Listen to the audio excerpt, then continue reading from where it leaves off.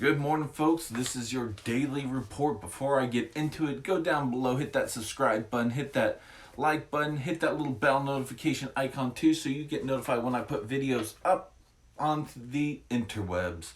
Let's get into this.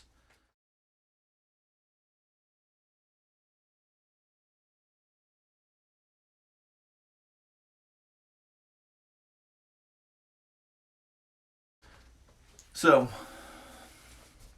normally I'll do the COVID statistics, but I'm gonna put that down below. But let's get right into this. It's a president candidate, Joe Biden, over the past several days made numerous calls for a national mask mandate if he's elected president. Ooh, we're looking forward to that. Biden cited health experts who say that the mandate would prevent as many as 40,000 COVID 19 deaths in the next 3 months. I say, heck with the masks. Old Joe Biden can't kiss any kids and put his lips on little boys, so I doubt he'll be wearing a mask. Let's see. House Speaker Nancy Pelosi recalled the House of Representatives to tackle a new emergency legislation days after Trump said he opposed two funding measures of the United States Post Office to cover universal mail-in voting. If they don't get these two items, that means you can't have universal mail-in voting because they are not equipped to have it. The USPS sent letters to 46 states warning that delays in ballots deliveries could mean that votes don't arrive on time to be counted. 46 states. 46 states. 46. And they're trying to push for voting. So, I have a friend that's on Facebook that actually went around their local town that took a picture of a mailbox. That is sealed, locked. They welded on whatever device so that it can close over the opening and it's locked. So not only are they making it mandatory, they're also suppressing your way to vote. So if you have to go and mail in your ballot and you go to every little post box and nope,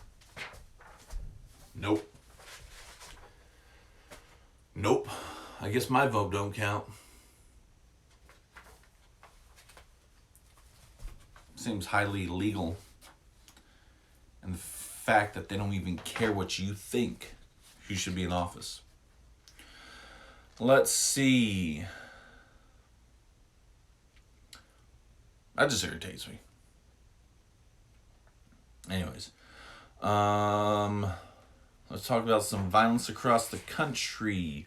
In Portland, Oregon, has been the epicenter of the far left insurgency and political violence with all the rioting and people called peaceful protesters, and they're just protesting because the federal officers are there, the big boogeymen, and now the big boogeymen are gone. They're still rioting and burning and looting and hurting and kicking people unconscious. I'm pretty sure you've seen that video. If you haven't, look up that video. A gentleman was pulled out of his truck and kicked in the head.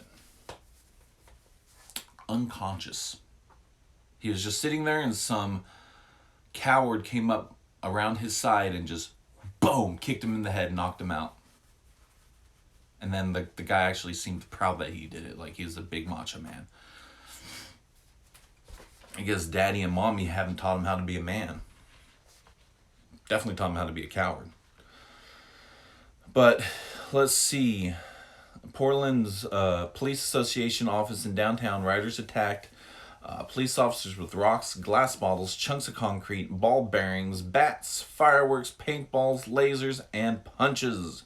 Activists used lasers and brought lights against law enforcement officers. Several dumpsters were moved into the street and lit on fire, causing one car to veer off the road and crash. A man attempting to drive out of the area occupied by rioters had flares thrown at him and was being unconscious in the street. While activists looted his vehicle. The same group of far-left rioters attacked a woman who apparently knew the man, tackling her to the ground, punching her in the head, and calling her a white C word. A white C word. Oh, these peaceful protesters. Look how peaceful they are. You really think they're peaceful? Go talk to a doctor about what's going on up there. You are demented and sick. Says over the weekend in Chicago recently, looting became a coordinated event with caravans of delivery trucks and large passenger vehicles dropping off successive waves of activists and looters. Black Lives Matter protests erupt in violent skirmishes which were organized in Antifa-like fashion. Colored ponchos were distributed to distinguish various roles and responsibilities of the activities, while umbrellas were deployed to obscure law enforcement view. Crowds were pushed together tight to link arms to pressure the police line, while shielded individuals launched attacks on officers.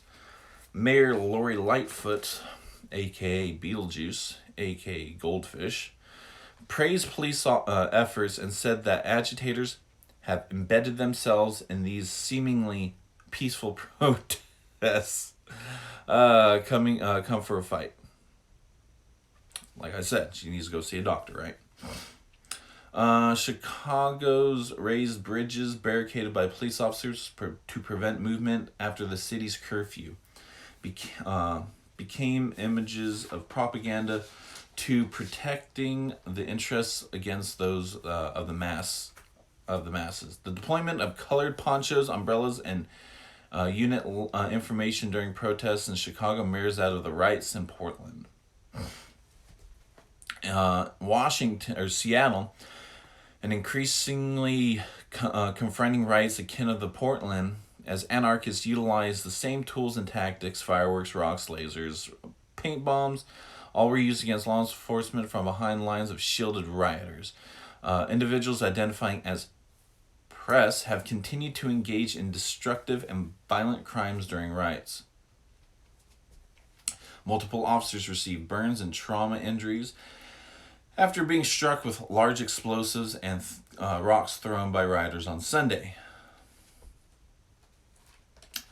In Kalamazoo, fights broke out between the alt-right Proud Boys and Black Lives Matter activists. Local Kalamazoo politicians and media provided the needed justification and cover of these violent instigators, as those in Portland have done for months. The Proud Boys departed after over 100 officers responded to the scene. Counter-protesters, some openly armed, remained to protest what they claim was a sluggish police response. It's kind of hard to respond to a protest and get 100 people there organized, and at the same time, you just can't just arrive one at a time, they'll get picked off. So they had to all arrive, coordinate, and then go in. So yeah, of course the police response is going to be much slower than if you have a break-in or a confrontation and then one patrol car is going to show up. So, of course. This is a good video. You should also look this one up. In Sturgis, far-left activists showed up to protest briefly. One protester was arrested by local police after kicking a passing motorcycle. Sturgis police officers had to surround the suspect and accompanying protesters after the crowd of bikers began to move in on the scene. Bikers chanted USA while following officers down the street after the incident. So Sturgis bike rally, if you don't know what that is. So look it up. It's nothing, no craziness. They're just chanting a lot of noise, but it was kind of interesting to see. Speaking of interesting to see, there's another video I've seen as well. And this is actually kind of cool. Over the past weekend, Trump supporters participated in numerous boat parades across the country. In response to the anti-fascist activists have called for photos and videos of the event in order to look for boat names or registration numbers so Trump supporters can be doxxed.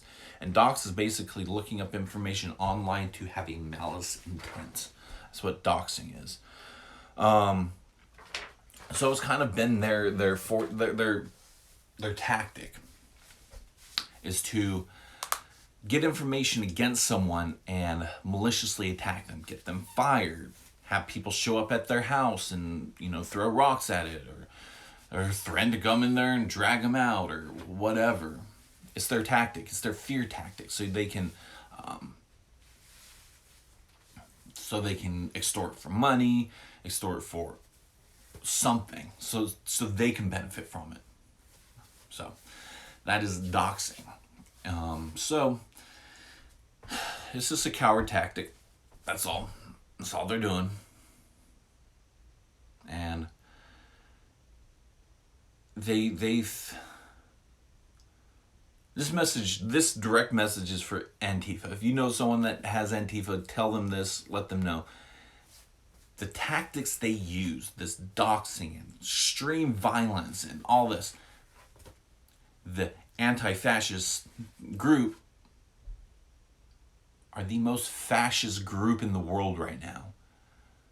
And it's baffling and sometimes surprising and sometimes not surprising by how they act, is that they're too stupid to realize it. They're too stupid to realize that they, in fact, are the Nazis of modern era. No matter how much you try to push your feelings and what you think the other side is, and another group or a person that just happens to disagree with you on something, and they yell and cuss at them and call them Nazis and go punch them in the face, they should literally turn around at each other and just start brawling each other, punching each other in the face. But they don't care. They're just too stupid. They're so stupid.